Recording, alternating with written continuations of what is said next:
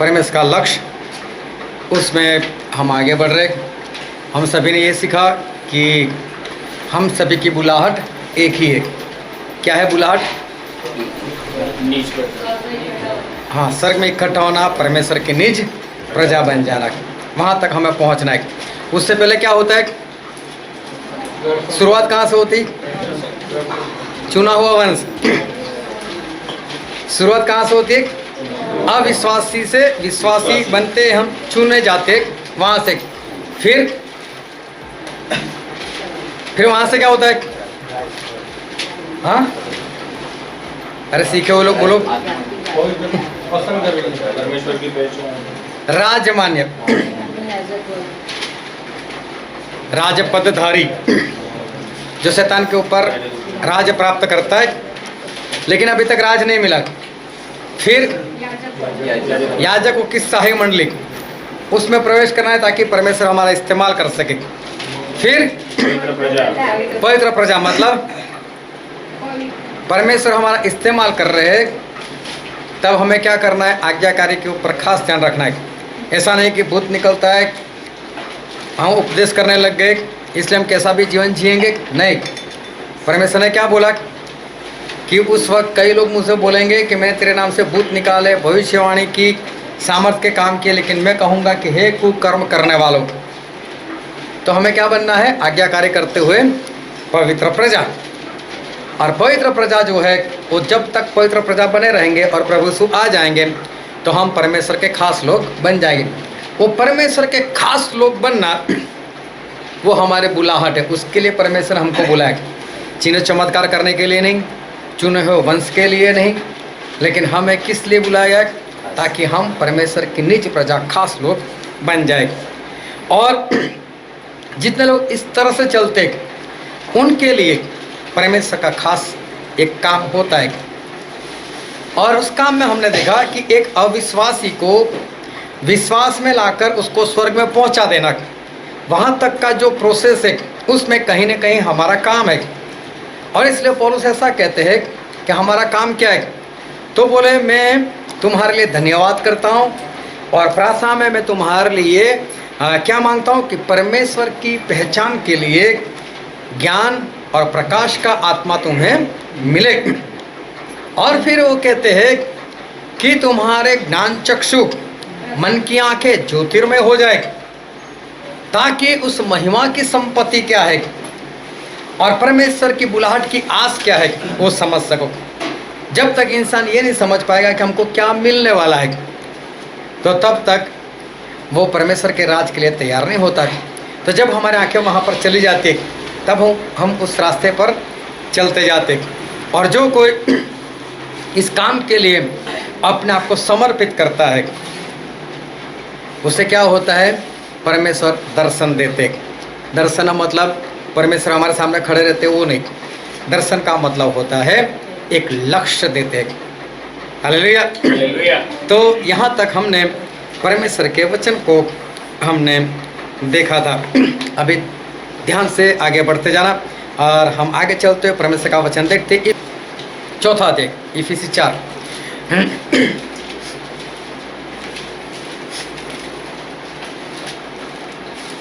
और उसका 11 और 12 वचन। उसने कुछ को प्रेरित नियुक्त करके, और कुछ को भविष्यवक्ता नियुक्त करके, और कुछ को सुसमाचार सुनाने वाले नियुक्त करके, और कुछ को रखवाले और उपदेशक नियुक्त करके दे दिया, जिससे पवित्र लोग सिद्ध हो जाए, पवित्र लोग सिद्ध हो जाए और सेवा का काम किया जाए, सेवा का काम किया जाए, और मसीह की देह उन्नति पाए, और मसीह की देह उन्नति पाए। गुजराती और हिंदी में थोड़ा सा फर्क है। फर्क ऐसा है कि यहाँ पर जो 11-12 वचन पढ़ा, जो हिंदी में 12वां वचन है वो उसमें 11 है, और उसमें जो 11 है वो हिंदी में 12 है। तो यहाँ पर ऐसा लिखा है कि परमेश्वर ने 5 लोगों को नियुक्त किया है। उसमें सबसे पहले कौन है? प्रेरित। दूसरे नंबर पर है भविष्यवक्ता। तीसरे नंबर पर है सुसमाचार प्रकट करने वाला। मतलब शॉर्ट में लिखना तो प्रचारक। चौथा है पास्टर, रखवाला मतलब पास्टर। और पांचवा है क्या लिखा है, शिक्षक, उपदेशक मतलब कि सिखाने वाला, शिक्षक। परमेश्वर ने अपनी कलीसिया में ये 5 लोगों को नियुक्त किया है। क्यों? उसका कारण है कि परमेश्वर के लोग, पवित्र लोग, संत लोग सिद्ध हो जाए। संत तो है मतलब पवित्र इंसान है, मतलब कि उसने पश्चाताप किया, बपतिस्मा लिया, पवित्र आत्मा पा लिया, पापों की क्षमा मिल गई, तो पवित्र तो हो गया, लेकिन अभी तक स्वर्ग में जाने के लिए तैयार नहीं हुआ। वो 100% सिद्ध हो जाए। सिद्ध का मतलब 100% हो जाए, संत संपूर्ण हो जाए। उसके लिए दूसरी बात, सेवा के काम के लिए, परमेश्वर की मंडली में जो सेवा की जरूरत है उसके लिए। और तो तीसरी बात, परमेश्वर की देह मतलब मंडली वो उन्नति पाए, उसके लिए परमेश्वर ने इन 5 लोगों को नियुक्त किया है। एक बार फिर से गिन लो तो कितने लोग हैं? एफिसी 4, 11 और 12।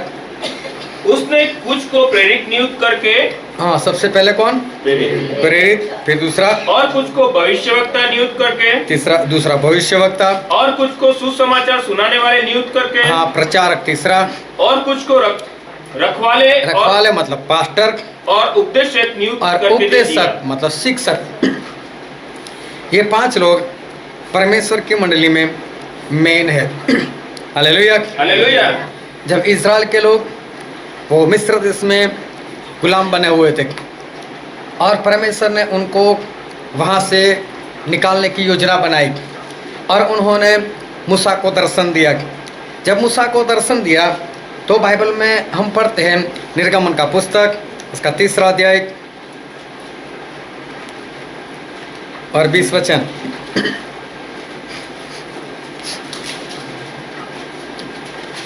इसलिए मैं हाथ बढ़ाकर उन सब आश्चर्य कर्मों से जो मिस्र के बीच करूंगा उस देश को मारूंगा और उसके पश्चात वह तुमको जाने देगा। हाँ, परमेश्वर ऐसा बोलते हैं कि मैं अपना हाथ बढ़ाऊंगा, चमत्कार करूंगा और तब फिर वो तुम्हें या इज़राइल लोगों को जाने देगा। परमेश्वर कहते मैं अपना हाथ बढ़ाऊंगा और तब वो तुम्हें जाने देगा। फिर उसका 7वां अध्याय, निर्गमन का पुस्तक 7वां अध्याय और उसका 5 वचन। और जब मैं मिस्र पर हाथ बढ़ाकर इस्राएलियों को उनके बीच से निकालूंगा तब मिस्री जान लेंगे कि मैं यहोवा हूँ। और उसका 32 का 11 भी पढ़ो तो। 32 का 11, निर्गमन 32:11। तब मूसा ने अपने परमेश्वर यहोवा को यह करके मानने लगा, हे यहोवा, तेरा कोप अपनी प्रजा पर क्यों भड़का है, जिससे तू बड़े सामर्थ्य और बलवान हाथ के द्वारा मिस्र देश से निकाल आया है। हाँ, मूसा कहते हैं कि परमेश्वर आप अपने लोगों को बलवंत हाथों से मिस्र देश से निकाल कर लाए हो। फिर व्यवस्था विवरण पुनर्नियम 3 का 24।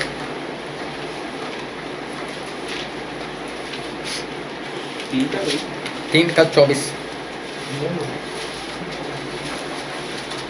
हे प्रभु यहोवा, तू अपने दास को अपनी महिमा और बलवंत हाथ दिखाने लगा है। हाँ, अभी ध्यान से समझ तक यहाँ पर ऐसा लिखा है, जो पहले हमने पढ़ा निर्गमन 3 का 20 और 7 का 5। वहाँ पर ऐसा लिखा है कि परमेश्वर ने अपना हाथ बढ़ाकर इज़राइल लोगों को छुड़ा लिया। फिर उसके 32 के 11 और व्यवस्था 3 के 24 में पढ़ा कि परमेश्वर ने अपने बलवंत हाथों से, जोरावर हाथों से, बलवंत हाथों से अपने लोगों को छुड़ा लिया। इज़राइल के लोग जब मिस्र देश से निकले और उनको सफ़र करते हुए जाना था इज़राइल मतलब कनान देश में, और उस बीच में जो रास्ता था वो था पूरा रेगिस्तान, मतलब रन, रेत वाला प्रदेश। अभी रेत वाला प्रदेश जो है उसका तापमान, वहाँ की एक खासियत है, वहाँ कैसा होता है, जब दिन में धूप चढ़ती है तो आप देखना रेत होती है, रेत वो बहुत जल्द गर्म हो जाती है। कभी भी जब हम बपतिस्मा के लिए जाते हैं महिसागर, और कई लोग हैं ना वो बूट पहन कर आते, फिर क्या होता है कि अंदर पानी लगता है पैर में, पैंट गीली हो गई होती है, चमड़े का बूट है, अगर पहनेंगे तो बूट खराब हो जाएगा, तो लोग क्या करते हैं हाथ में पकड़ फिर नंगे पैर चलते। अभी है रेत और बहुत गर्म हो जाती है, लोग चल नहीं पाते वहाँ पर। ये तो हम हमारे शहर की बात कर रहे हैं, रेत बहुत जल्द गर्म हो जाती है। दूसरी बात ये है कि रेत ठंड भी इतनी जल्दी हो जाती है, जैसे ही सूरज डूब जाएगा रेत जो है वो तुरंत ठंडी हो जाती। हमारा जो छत होता है घर का, वो रेत, सीमेंट, कंक्रीट, सरिया, वो सब मिलकर बना होता है। वो देखो इतना जल्द ठंडा नहीं होता है। अभी तो ठीक है, लेकिन मई महीने में देखना रात को 12-1 बज जाएंगे, तब तक आपके घर में अगर आपका फ्लोर आखिरी है या तो आपके घर के ऊपर दूसरा फ्लोर नहीं है, तो देखना रात को 12-1 बजे तक गर्म हवा लगेगी आपके पंखे की। लेकिन अगर पतरा होल होएगा वो तुरंत ठंडा हो जाता है। रेत में एक ऐसा है कि वो गर्म भी इतना जल्दी हो जाती है, ठंड भी इतना जल्दी हो जाती है। रेगिस्तान में ऐसा होता है कि तापमान ज़्यादा नहीं होता है, लेकिन ऊपर से जो ताप आता है, ऊपर से धूप आती है, उसका जो तापमान बढ़ता है, और साथ में रेत गर्म हो जाने की वजह से क्या हो जाता है, तापमान डबल हो जाता है। और रेगिस्तान में तकरीबन 65 डिग्री तक तापमान चला जाता है, 65 डिग्री। अरे 65 डिग्री तापमान में कौन जिंदा रहेगा, कोई नहीं। और साथ में रात में जब रेत ठंडी हो जाती है तो उसका तापमान माइनस में चला जाता है, माइनस तकरीबन 7 डिग्री। अभी अगर हम लोग जाए वहाँ पर रहने के लिए तो हो सकता है हम एसी वगैरह लेकर जाए और हो सकता है हम रह सकें, लेकिन बरसों पहले की बात है, इजराइल प्रजा की बात है, वो गुलाम थी और वहाँ से परमेश्वर उनको छुड़ा कर लेकर आए और डायरेक्ट रेगिस्तान। हालेलुया। हालेलुया। तो सभी लोग ध्यान से समझते रहना। तो क्या हुआ कि 65 डिग्री तापमान में इजराइल के लोग रहेंगे कैसे? तो बाइबल में ऐसा लिखा है कि परमेश्वर क्या करते थे, दिन में बादल का खंभा बनकर उनके साथ रहते थे। गुजराती में लिखा है मेघस्तंभ। तो बादल का खंभा बनकर परमेश्वर उनके साथ रहते थे। तो खंभा का मतलब क्या होता है? हम तो बिजली के खंभे को याद करते हैं, या तो फिर वो मोबाइल के टावर का खंभा होता है। ये कोई खंभा ऐसा नहीं था, ये बादल का खंभा था। और एक खंभा नीचे से लेकर जो इजराइल के लोग थे वो 35 से 40 लाख लोग थे, उन सभी को धूप से बचाने के लिए परमेश्वर वो बादल का खंभा बनते थे। तो वो खंभा काफ़ी ऊंचा जाता था और बादल जो था वो पूरे इजराइल लोगों के ऊपर छा जाता था। इसलिए दिन में क्या होता था, रेत गर्म नहीं होती थी बादल की वजह से, लेकिन वो परमेश्वर थे और दिन का तापमान जो था वो सही रहता था। लेकिन रात में क्या होगा, अभी तो -7 हो जाएगा। अब इनके पास कौन से बड़े बड़े कंबल थे, तो गुलाम बनकर रहते थे, वहाँ से आज़ाद हुए थे। तो रात को परमेश्वर क्या करते थे, आग का खंभा बन जाते थे और आग का खंभा बनकर सभी लोगों के ऊपर छा जाते थे। इसलिए ना तो इनको दिन में धूप लगती थी और ना रात में इनको ठंड लगती थी। ऐसे ऐसे चमत्कार करते हुए परमेश्वर उनको बाहर निकाल कर लेकर आए। साथ में रास्ते में जब पानी की ज़रूरत महसूस हुई, अभी सोचो ज़्यादा नहीं, पिछली होल नाइट में हम लोग बैठे और जो पानी का जो जग था ना वो पूरा खाली हो गया एक ही रात में, इतनी गर्मी भी नहीं।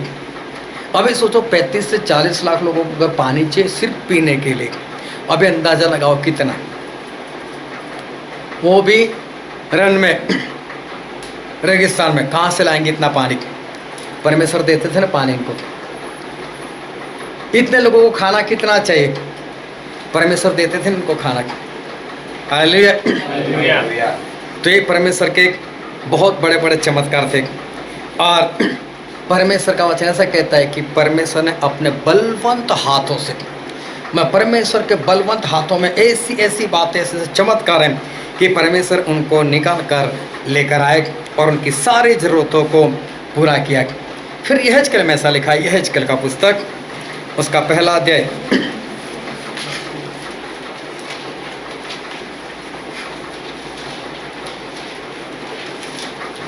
यहेजकेल उसका पहला अध्याय 3 से लेकर 8 वचन पढ़ो तो। यहोवा का वचन बूजी के पुत्र यहज़ेल याजक के पास पहुंचा और यहोवा की शक्ति उस पर वहीं प्रकट हुई। जब मैं देखने लगा तो क्या देखता हूँ कि उत्तर दिशा से बड़ी घटा और लहराती हुई आग सहित बड़ी आंधी आ रही है और घटा के चारों ओर प्रकाश और आग के बीचों बीच से जलकाया हुआ पीतल सा कुछ दिखाई देता है। फिर उसके बीच से 4 जीवधारियों के समान कुछ निकले और उनका रूप मनुष्य के समान था, परंतु उनमें से हर एक के 4-4 मुख और 4-4 पंख थे। उनके पांव सीधे थे और उनके पांव के तलुए बछड़ों के खुरों के से थे और वे एक बार फिर से पढ़ो तो तीसरा वचन। यहोवा का वचन बूजी के पुत्र यहेजकेल याजक के पास पहुंचा और यहोवा की शक्ति उस पर वहीं प्रकट हुई। यहोवा की शक्ति उस पर वहीं पर प्रकट हुई। हाँ, यहाँ पर सही में वचन ये है कि परमेश्वर का हाथ उसके ऊपर आया। हाँ, परमेश्वर का हाथ उसके ऊपर आया। परमेश्वर की शक्ति नहीं, लेकिन परमेश्वर का हाथ उसके ऊपर आया। तो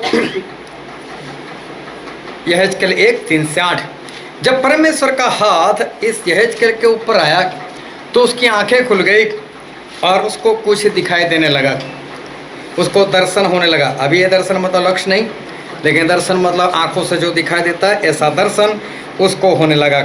फिर उसका तीसरा अध्याय यहेजकेल 3 और 22 से 24। हाथ मार कर फिर यहोवा का हाथ वहीं मुझ पर प्रकट हुआ और उसने मुझसे कहा। हाँ, यहोवा का हाथ आया और उसने कहा, परमेश्वर का हाथ आया और परमेश्वर के हाथ ने बात की।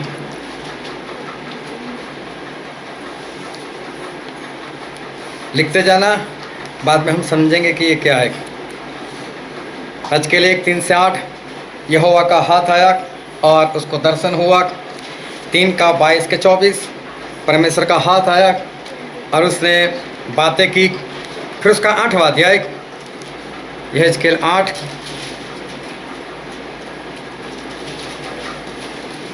और 1 से लेकर 3 वचन। फिर 6वें वर्ष के 6वें महीने के 5वें दिन को जब मैं अपने घर में बैठा था और यहूदियों के पुरनिये मेरे सामने बैठे थे, तब प्रभु यहोवा का हाथ वहीं मुझ पर प्रकट हुआ। हाँ, तब मैंने देखा कि आग का सा एक रूप दिखाई देता है। उसकी कमर से नीचे की ओर आग है और उसकी कमर से ऊपर की ओर झिलकाए हुए पीतल की झलक सी कुछ है। उसने हाथ सा कुछ बढ़ाकर मेरे सिर के बाल पकड़े। तब आत्मा ने मुझे पृथ्वी और आकाश के बीच में उठाकर परमेश्वर के दिखाए हुए दर्शनों में यरूशलेम के मंदिर के भीतर आंगन के उस फाटक के पास पहुंचा दिया जिसका मुंह उत्तर की ओर है और जिसमें उस जलन उपजाने वाली प्रतिमा का स्थान था। हाँ, जहाँ पर जलन उपजाने वाली प्रतिमा मतलब मूर्ति की जगह थी। यहाँ पर लिखा है यहेजकेल 8 और 1 से 3, जब परमेश्वर का हाथ आया तो उस परमेश्वर के हाथ ने यहेजकेल को वो चीज दिखाई जो जलन मतलब घृणित चीज थी। एक मूर्ति दिखाई जो परमेश्वर के भवन में रखी हुई थी। वह परमेश्वर का हाथ आया तो उसने घृणित चीजें जो है वो बताई।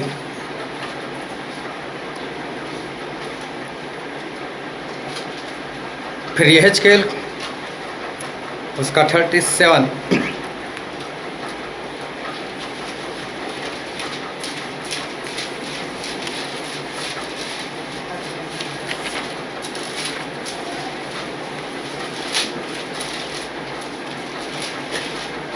एच के उसका 37 उसका 1 से लेकर 6 वचन। यहोवा का हाथ मुझ पर आया और वह मुझ में अपना आत्मा समवा कर बाहर ले गया। हाँ, यहोवा का हाथ आया, और अगर 6 तक पढ़ोगे तो वहाँ पर लिखा हुआ है कि वहाँ पर कुछ सूखी हुई हड्डियाँ थी, उसको जिंदा कर दिया गया। मतलब यहोवा का हाथ आया और मुर्दे जिंदा हो गए।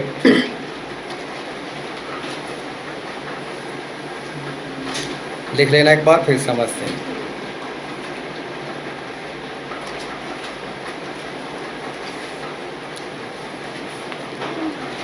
अभी देख, एक बार मैं फिर रिपीट करता हूँ। यह हेजकेल 1:3 से 8, परमेश्वर का हाथ आया और यह हेजकेल को दर्शन हुआ। यह हेजकेल 3 और 22 से 24, परमेश्वर का हाथ आया और उसने यह हेजकेल से बात की। उसका 8वां अध्याय 1 से 3, परमेश्वर का हाथ आया और घृणित चीज़ें उसको बताई गई। और फिर उसका 37 1 से 6, परमेश्वर का हाथ आया और मुर्दों को जिंदा कर दिया गया। ये सारे काम परमेश्वर के हाथ से हुए। सभी जगह पर एक शब्द लिखा गया, परमेश्वर का हाथ। हालेलुया, परमेश्वर का हाथ। ये सारे परमेश्वर के हाथ के काम है। अभी परमेश्वर ने हम इंसान को बनाया, तो कैसे बनाया? उनके स्वरूप के अनुसार। मतलब जैसे परमेश्वर दिखते हैं वैसे ही हम हैं। अगर हमारे 2 हाथ है तो परमेश्वर के कितने हाथ होने चाहिए? 2 हाथ। हमारे हाथ की कितनी उंगलियां हैं? 5। हालेलुया। तो अगर हमारी 5 उंगलियां हैं तो परमेश्वर की कितनी होनी चाहिए? 5। परमेश्वर की कितनी उंगली होनी चाहिए? 5। हालेलुया। फिर निर्गमन में ऐसा लिखा है, निर्गमन उसका 8वां अध्याय और 19 वचन। तब जादूगरों ने फिरौन से कहा, हाँ, यह तो परमेश्वर के हाथ का काम है। हाँ, कोई गुजराती में पढ़ो। ત્યારે જાદુગરોએ પારોનને કહ્યું हाँ, કે એમાં તો દેવની આંગળી છે। हाँ, यहाँ पर ऐसा उंगली है, परमेश्वर की उंगली है। फिर लुका 11 का 20।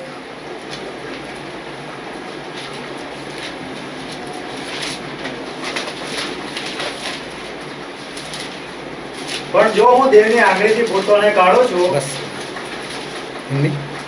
परंतु यदि मैं परमेश्वर की सामर्थ से दुष्टात्माओं को निकालता हूँ, हाँ, यहाँ पर भी लिखा है परमेश्वर की उंगली, कि परमेश्वर का हाथ आया, उसने दर्शन दिखाया। परमेश्वर का हाथ आया तो घृणित चीजें दिखाई। परमेश्वर का हाथ आया तो उसने बातें की। परमेश्वर का हाथ आया तो मुर्दे जिंदा हो गए। और परमेश्वर ने हमें अपने स्वरूप के अनुसार बनाया। तो हमें अगर 5 उंगली है तो परमेश्वर के हाथों की भी 5 उंगली है।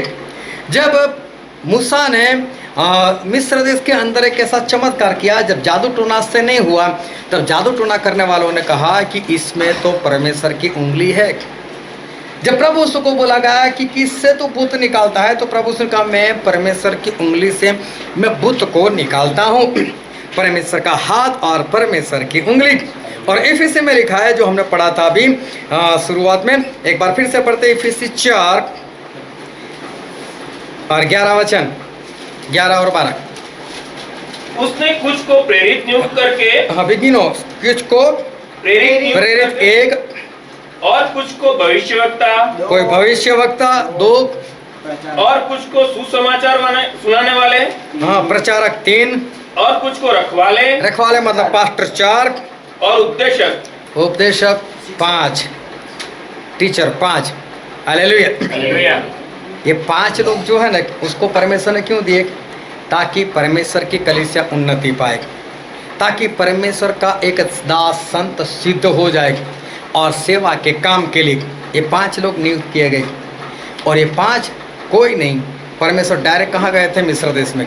उन्होंने कहा डायरेक्ट ऐसे हाथों से सभी को निकाल दिया, चलो निकलो बाहर। वो कहाँ फिर उन राजा के पास गए। ये सारे काम तो किसके जरिए? परमेश्वर के। हारून का इस्तेमाल किया, मूसा का इस्तेमाल किया, और लोगों का इस्तेमाल करते हुए परमेश्वर ने सभी को बाहर निकाला। हालेलुया। तो उसी तरह से आज भी परमेश्वर इन 5 लोगों का इस्तेमाल करते हुए बाहर निकालते हैं। लेकिन ये 5 लोग हैं, वो परमेश्वर की एक एक उंगली है। हालेलुया। प्रेरित एक उंगली है, भविष्यवक्ता एक उंगली है, प्रचारक एक उंगली है, पास्टर एक उंगली है और शिक्षक भी एक उंगली है। और ये 5 उंगली जब इकट्ठा होती है तो परमेश्वर का हाथ बनता है। और शैतान मतलब फिरौन से आज़ाद करने के लिए उंगली की जरूरत थी या हाथ की? हाथ की जरूरत है वहां तक। कोई भी एक इंसान, कोई भी एक पास्टर अगर आपको ऐसा बोलता है कि मेरे पास आओ और कहीं पर भी नहीं जाओ, वो झूठा है, उसके पास कभी भी नहीं जाना, उद्धार नहीं मिलने वाला है। हमको इन 5 लोगों की जरूरत है ही है। परमेश्वर अपने हाथों से हमको बचाते और उस हाथ में 5 उंगली मतलब 5 लोग हैं। ये 5 लोग की सेवकाई जब तक इस मंडली में ना हो, वो मंडली कभी भी उन्नति नहीं पा सकती।